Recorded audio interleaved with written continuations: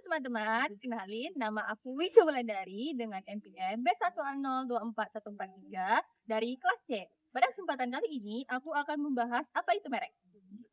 Apa sih merek itu?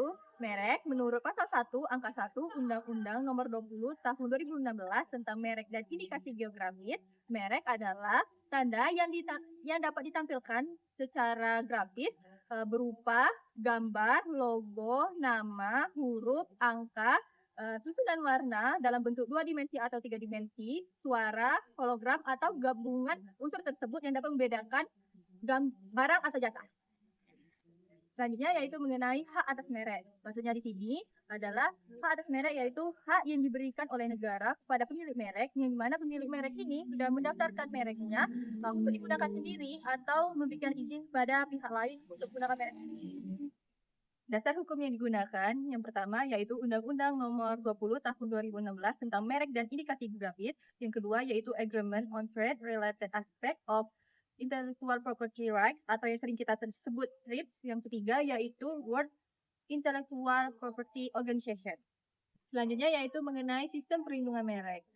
Di Indonesia sendiri, prinsip yang digunakan yaitu prinsip first to file. Artinya, hak atas merek tersebut diberikan kepada pemilik merek yang pertama kali mendaftarkan merek tersebut.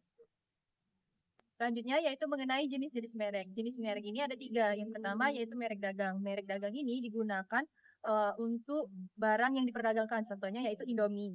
Selanjutnya yaitu yang kedua merek jasa. Merek jasa ini digunakan untuk membedakan suatu layanan atau jasa, contohnya di sini Gojek di bidang transportasi. Yang ketiga yaitu merek kolektif. Nah, merek kolektif ini digunakan secara bersama-sama oleh beberapa produsen. Contohnya di sini yaitu Kopi Gayo. Nah, Kopi Gayo ini kan digunakan oleh beberapa produsen dari daerah Gayo. Selanjutnya yaitu mengenai jangka waktu perlindungan merek. Perlindungan merek itu berlaku selama 10 tahun sejak pendaftaran dan dapat diperpanjang secara terus-menerus. Namun apabila merek tersebut tidak digunakan dalam suatu usaha selama 3 tahun berturut-turut, maka merek tersebut dapat dibatalkan.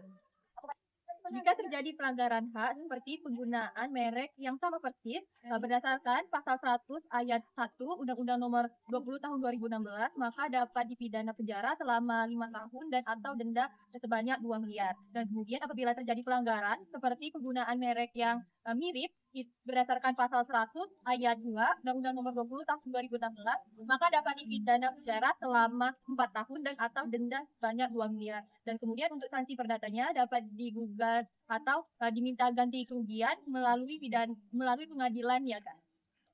Sekian penjelasan mengenai hak merek. Terima kasih sudah menonton. Bye-bye.